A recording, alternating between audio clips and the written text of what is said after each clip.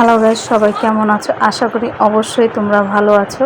তো আজকে আমার বিকি বাবু কীভাবে নাস্তা রান্না করছে সেটা তোমাদের সাথে শেয়ার করি। তো প্রথমে কড়াই বসায় দিল, তেল দিয়ে দিল। তেল গরম হওয়ার পর টমেটো কুচি, পেঁয়াজ কুচি, ডিম দিয়ে দিল, নাড়াচাড়া দিচ্ছে। সেটা একটু লাল হয়ে গেলে কালকের কিছু ভাত ছিল, তো সেটা এই ডিমের মধ্যে দিয়ে দিল। এই তো দিতে দিতে এখন হাতটাও পুড়িয়ে নিল। না করলাম, বাবা আসিস না চুলার পাড়ে।